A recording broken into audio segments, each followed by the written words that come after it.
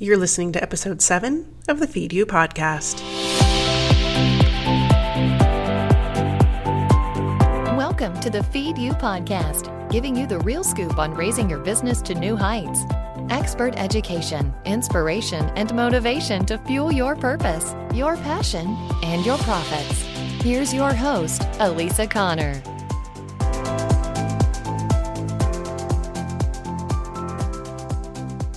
Hello. Welcome back to the Feed You podcast. I'm so glad to have you here. I'm Alisa Connor, and I have an extra special treat for you today as I have another guest interview. I am lucky enough to have had the opportunity to sit down with my friend and cohort, Kevin Knebl. If you don't know of Kevin, I can't wait for you to meet him and to be able to introduce you to him. Kevin's an expert not only in LinkedIn and Twitter and Facebook marketing, but he also happens to be really great at creating relationships and teaching others to cultivate communication and creating relationships through social media. So I had the opportunity to sit down with Kevin, and he has told us a funny little story about how he met his wife. So that'll be something for you to look forward to as the interview starts.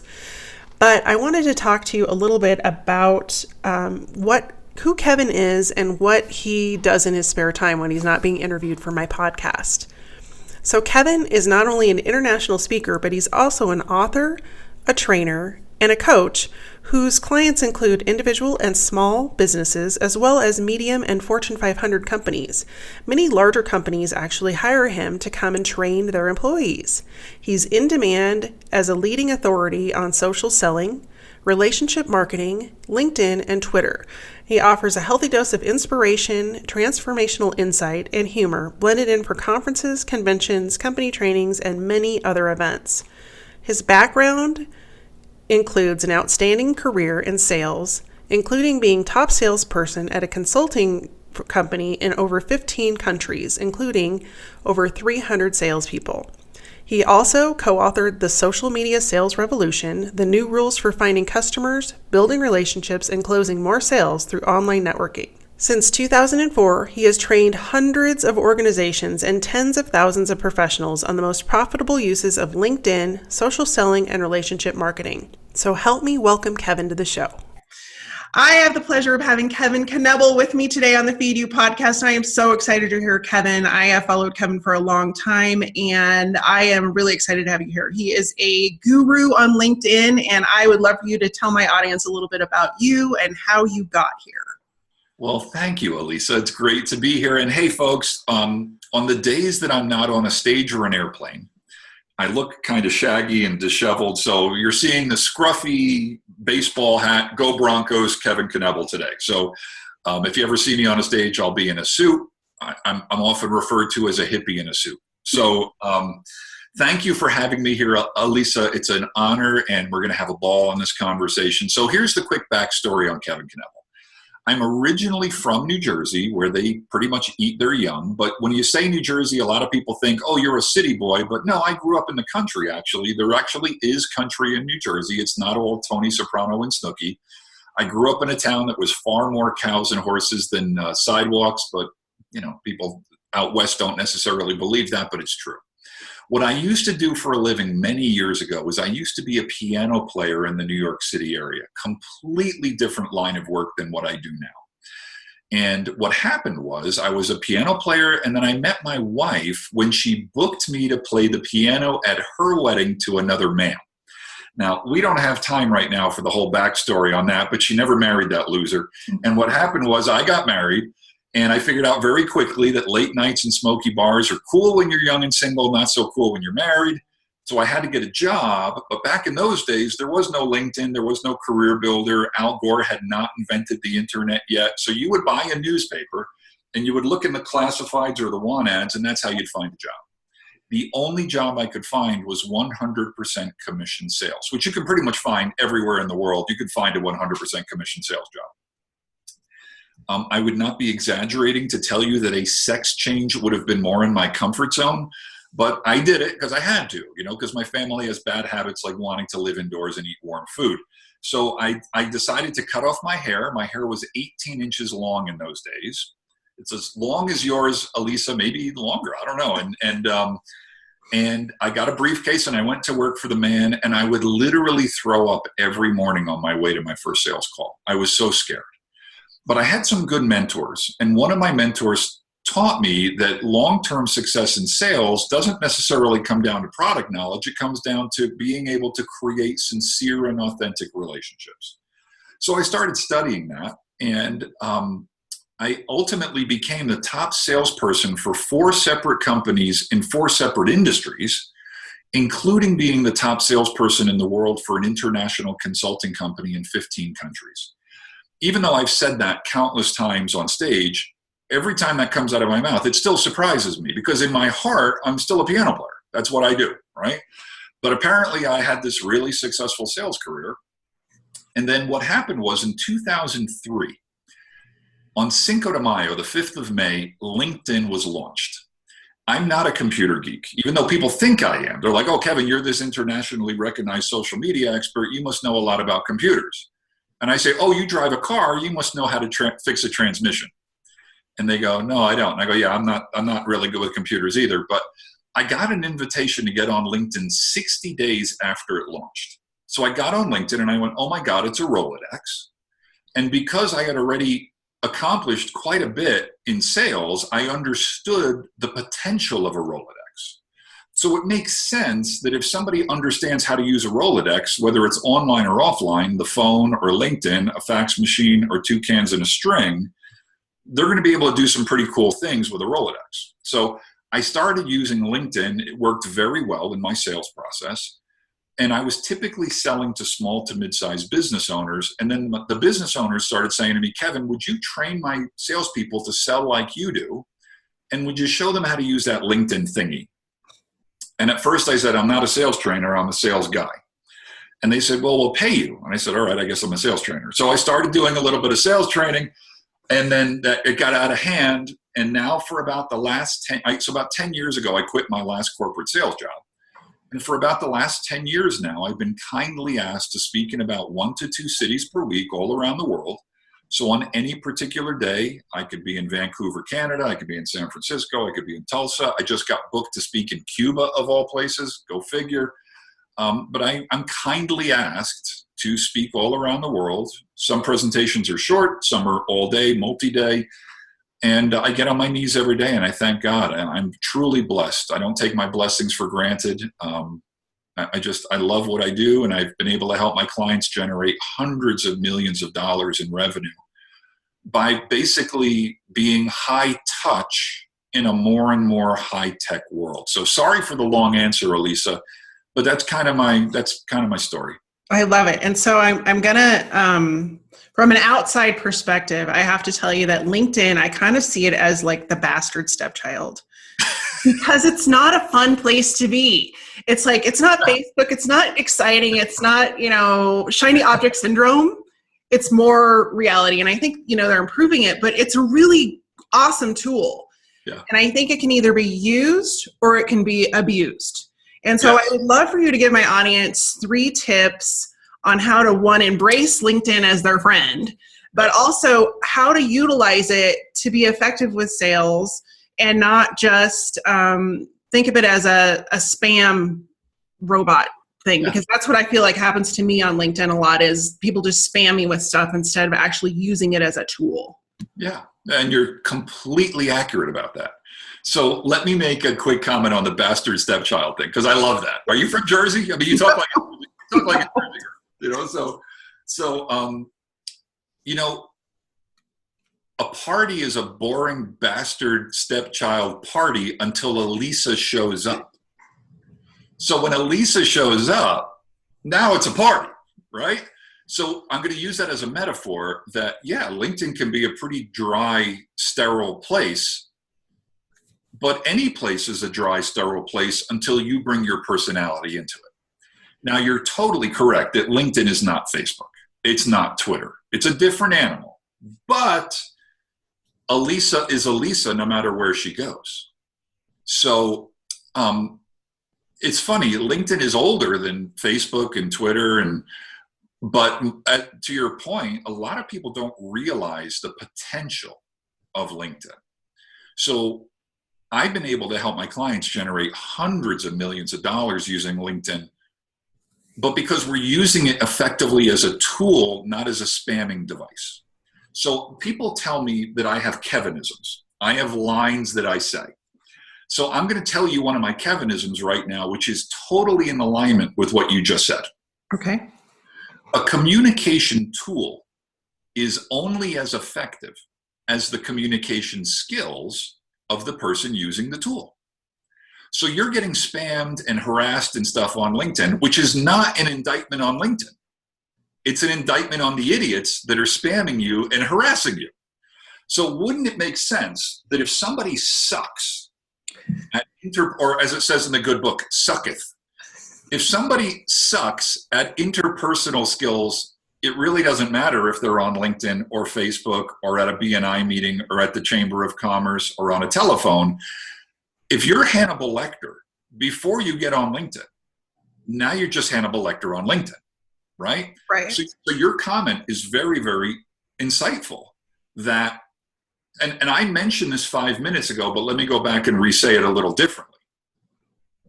Prior to 2003, I had already become the top salesperson for 4 companies in 4 separate industries, including being the top salesperson in the world for an international consulting company with 350 salespeople in 15 countries. I had already pretty much mastered sales and the art of referral creation. So my business today is 99% by invitation and referral only. I don't do any marketing or advertising. I'm not putting down marketing or advertising. I'm not being cocky, but what I'm saying is validation of what I teach. So obviously, if my phone is ringing every day and I'm getting emails saying, Kevin, can we pay you $20,000 to talk for 2 hours on a cruise ship to Cuba? Apparently, I'm doing something right. Okay. And what I'm doing is I'm not harassing people on LinkedIn. Right. Right. I'm not spamming the crap out of people. What I'm really doing, and this is the answer to your question, Kevin, how do we embrace LinkedIn? Well, first off, we realize that LinkedIn is just another communication tool. It's a very effective communication tool, but LinkedIn is just a variation of the cell phone or 2 cans in a string or the fax machine. For you young millennials, go Google that, look that one up, okay?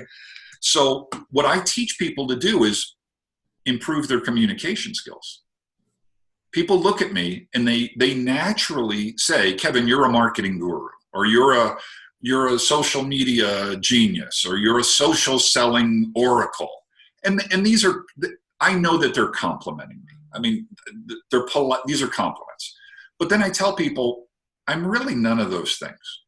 What I really am is I'm just a guy that takes a sincere interest in people and doesn't try to shove his tongue down your throat in the first 5 seconds. Because what we've been trained to do is we've been trained in America to really walk up to strangers and try to kiss them.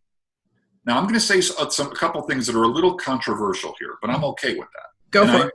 And by the way, folks, I'm in no way putting down Alisa when I say these things.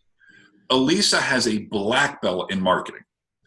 And there's going to be certain things that I'm about to say that are going to sound like I'm throwing marketing people under the bus, but I'm not, okay? If you look at what most people do in terms of marketing, a lot of it is really just variations of how do we walk up to strangers and try to kiss them.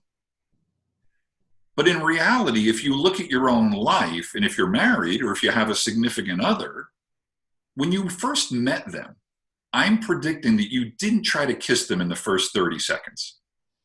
You probably just started a conversation. And then that blossomed into, hey, let's go have coffee. Or let's go to a movie, you know?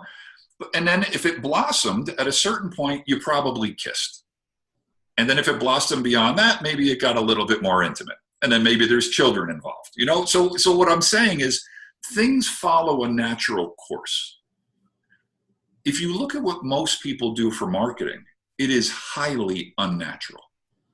And that's why they get crappy results. Right. Because they're trying to meet somebody and drag them to the bedroom in the first 30 seconds. And what I do, a lot of what my job is running around the world and telling people, look, quit trying to drag people to the bedroom in the first 30 seconds. It's not that it's not that you have a hidden agenda. It's not that you got some weird, alter. No, it's just that be natural, be a little bit more normal. People do business with and refer business to people that they know, like, and trust. Well, when I meet you and 5 seconds after I meet you, you're hitting me with some sales pitch, that doesn't lead to know, like, trust. What leads to know, like, trust is when you take a sincere and authentic interest in me. So your question is, Kevin, how can people embrace? So for the first part of the answer to your question is this. LinkedIn is the world's largest Rolodex. It just is. 600 million people, 2 to 5 new people per second. If you're in business, and by the way, if you're watching this podcast, you're probably in business, it would just make common sense that you would have a LinkedIn profile.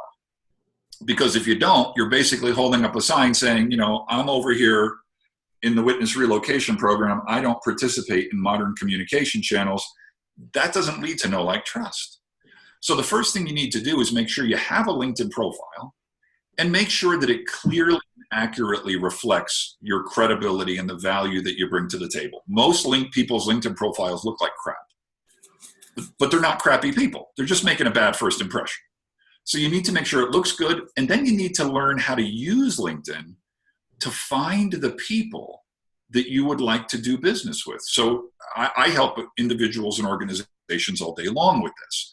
If you said to me, Kevin, what I'm looking for women over 50 in Tulsa that like line dancing and they went to Rutgers University. I'm using a very weird example to prove a point. I could help you find those people in 30 seconds, and I could help you put LinkedIn on autopilot so that anytime somebody else shows up that fits that parameter, LinkedIn will email you and say, hey, Alisa, while you were sleeping, we found 3 more people. Here they are. So when people understand how to use LinkedIn as a lead generation machine, it is truly mind-boggling. But before I go too deep down that rabbit hole, did that from a high level answer what you were asking? It definitely did. And I think that's helpful. I'm going to back you up a little bit because I think you have such an in-depth knowledge about sales that it's likely coming easy to you now. And I think a lot of entrepreneurs really struggle with sales. They feel like it's invasive. They feel like they have a hard time creating that know, like, and trust because we're inundated in a world that is always coming at you with this. And so I don't think natural conversation is really a natural skill anymore. So do you have any tips on, like, how do we get back to having normal conversations and really connecting with people and not just like this, GR8? Because that's what I feel like our society as a whole is having a really hard time communicating. We all sit around on our phones. We're doing selfies. We don't communicate. And I think we're losing a lot of those communication skills. So if you can just give us some tidbits on, how to actually re-engage and communicate with people. I would agree 100% with what you just said. I'm a big fan of irony and paradox. So I find that the more we become slaves to technology, actually the more in demand what I teach is. And it's people look at me, the way that I know that somebody doesn't have a clue what I do for a living is they go, Kevin, what are you going to do when everybody figures out how to use LinkedIn? And I go, oh, you think this is about LinkedIn? This isn't about LinkedIn. This isn't about Facebook. This isn't about Twitter. Those are just tools. This is about the art of conversation. So you're absolutely correct. We are losing, to some degree, the interpersonal skills that you and I just naturally accumulated as a result of growing up in a world where we were not posting selfies every 5 minutes. Because prior to the invention of the internet, folks, you would actually have to look at somebody when you had a conversation with them, right? And you couldn't distract yourself by looking at cute, kitten videos on Facebook while you were supposed to be talking to somebody. So the first tip that I would give your listeners is this. Go on Amazon or go to Barnes & Noble and pick up a book written in 1936 by a man named Dale Carnegie. And the book is called How to Win Friends and Influence People. Now, it's a little bit of a misleading title because sometimes people think that title is manipulative. But the book is not about manipulation. Actually, I think the book has the wrong title. The book should be called How to Get Along with People. That's what it should be called. And in the book, there's 30 chapters in the book. And it's a short little book. But there's 30, and every single chapter covers one tip on how to get along better with people. One of the things that he talks about in the book is taking a sincere interest in other people. So I touched on this 5 minutes ago.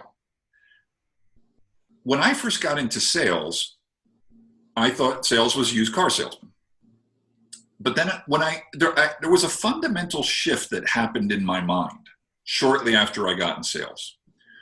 I stopped looking at so much as sales as I started looking at it as relationship building and service. So I started noticing that when I didn't talk so much about my product or service, and again, I'm not pretending that I didn't have a product and service to sell, but when I took more of a sincere interest in the other person, they just naturally started to take more of a sincere interest in me. Now, this is just a function of being a fully rational human being. When I take a sincere interest in Alisa, and by the way, the key word there is sincere. When I take a sincere interest in Alisa and I listen when she talks, when I listen that she told me before we got on, for the 30 seconds before we got on this podcast, she told me she has 2 sons. And she told me that her kids are 3 sons. You said son, so I assumed 2, but you have 3. Okay. You have 3 sons, my 3 sons. That's an old show, folks. You might want to Google that. When I listen that Alisa has 3 sons and that her family is musically inclined, I was listening while Alisa and I were talking. I wasn't trying to think about what do I say next or how do I make myself look smart to Alisa or impress Alisa. I was sincerely listening. So a lot of what I teach people is how to listen. Well, let me convert that to LinkedIn. When I first got on LinkedIn in 2003, I already had pretty good listening skills. So prior to the invention of LinkedIn, it would take me a while to learn about Alisa because I would have to listen to her. But now if I would just shut my mouth and look at her LinkedIn profile, I'm listening with my eyes.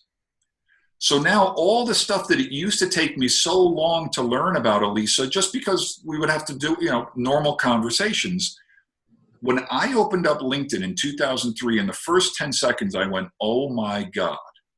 All the things that used to take me 6 to 12 months to learn about Alisa just in normal conversations, if I'm smart enough to just read her stupid LinkedIn profile or look at her Facebook page, she's telling me everything I need to know to create a sincere and authentic. Now, you got to do this not in a creepy way, right? I don't want to let Alisa know in the first 10 seconds that I know everything. I know her favorite band because I've been digging through, her Facebook page. But what I'm saying, folks, is we're living in a world now where people are openly disclosing more and more information about themselves. But if you didn't realize that you were in the know, like, trust business to begin with, it doesn't matter how much people tell you because you're not listening anyway. Does that help? That totally helps. So I have a follow-up question, which is if you have OLB like me, which is old lady brain, it's harder to keep track of all of this. Old lady brain. What is your recommendation to, because you meet a lot of people and you talk to a lot of people and you definitely meet and speak and talk to a lot of people, tens of thousands. So you must have some magical tool or key or some way of keeping track of this so that when you run into somebody, you're not like, hey, I know I met you, but I can't remember your name again, let alone what their favorite band is or anything like that. So do you have some kind of advice or tip or tool that you can tell us that helps us track that stuff? Yeah, I do. But let me make one quick comment on the old lady brain. First off, you're not an old lady. Okay. So you're far from an old lady. So, thank you for that. But let me make one quick comment on one thing you just said there, which might shock your listeners. Have you ever heard of the concept of the 800-pound elephant in the middle of the room? I have not. You never heard that before? No, but okay. Enlighten me. So there's a term, the 800-pound elephant in the middle of the room. And what that means is sometimes in life, there's something that you and I both know is going on, but we're pretending it's not going on. So we're dancing around it, right? So that's sometimes referred to as the 800-pound elephant in the middle of the room that we're all pretending to ignore. Now, why am I bringing this up? Well, the reason I'm bringing it up is because everything that I speak, train, coach, and consult on falls into one sentence. And the sentence is this: all things being equal, people will do business with and refer business to people that they know, like, and trust. I first heard that from Bob Berg, B-U-R-G, international speaker, great guy. I first heard that from him, so I want to give him the credit. I didn't come up with that. I first heard him say that in 1994. And when I heard that, I said, that makes a lot of sense, because it's true as gravity. People do business with people they know, like, and trust. So I said to myself, well, why don't I just become really good at creating sincere and authentic know, like, trust? And that's really what I'm good at, folks. So why am I saying all this? Well, Alisa just made a comment. Alisa just said, when you meet somebody and you can recognize their face, but you don't remember where you met them, you don't want to say to them, I recognize your face, but I don't remember where I met you. Actually, that is exactly what I would say to them, because that is what a normal human being who's not trying to pretend would say to another normal human being. So that's the 800-pound elephant in the middle of the room. When I see somebody and I can't remember where I met them, I go, you know what? I recognize you. I know I met you. So have you ever met? So I meet you at a party. So let me, Alisa, did you ever meet somebody, Alisa, at a party or anywhere, and 5 seconds after you meet them, you totally forget their name? And now you're trying to remember their name. But so you're not even hearing what they're saying because you're like racking your brain. Oh crap, I forgot their name, right? And then you're trying to bring somebody else into the conversation so that they'll introduce themselves, so they'll say their name. Well, here's what I do when I do that.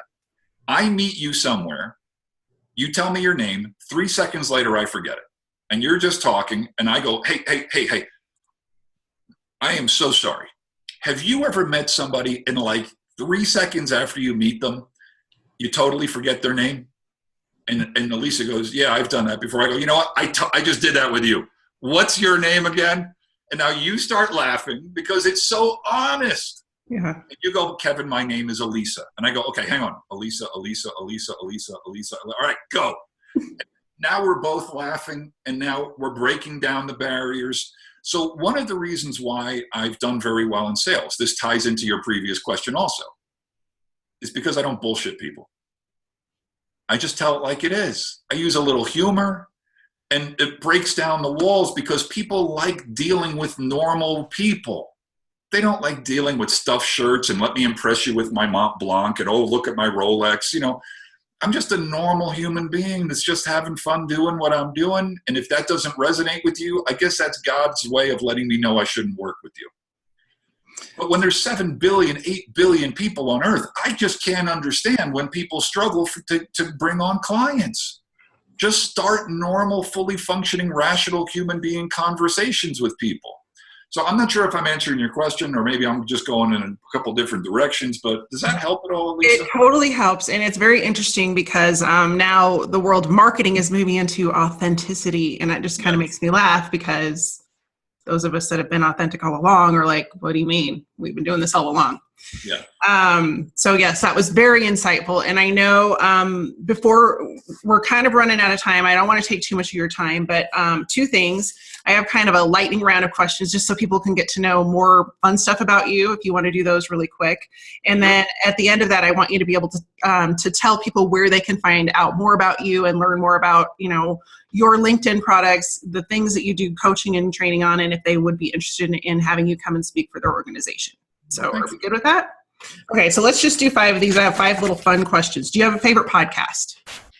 No. You told us your favorite business book. What are 3 things you you must have do before you start your day? I know that when I wait, I know that my success is not reliant on my product knowledge. My success is reliant on me creating sincere and authentic relationships.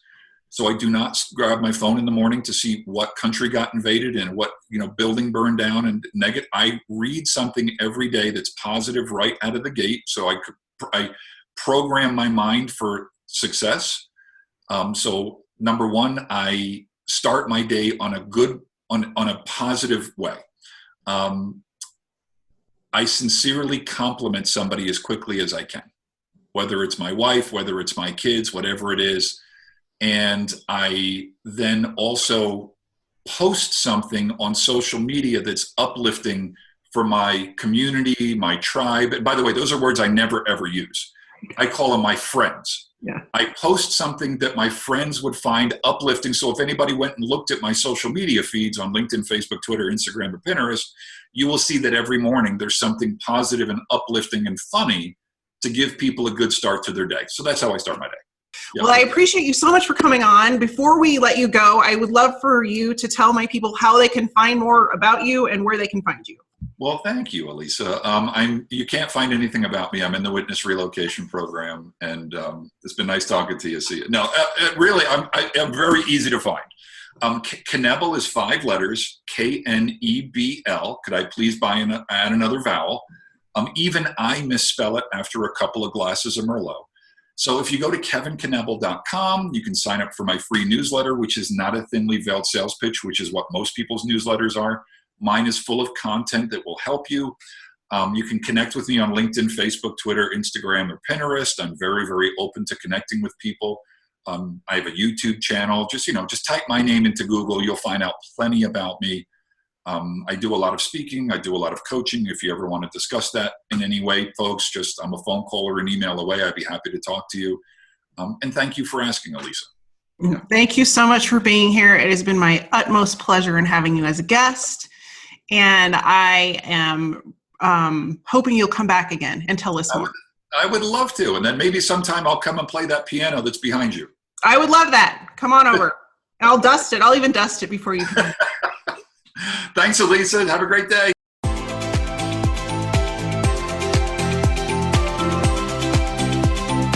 Thanks for listening to the Feed You Podcast at www.alisaconnor.com/podcast.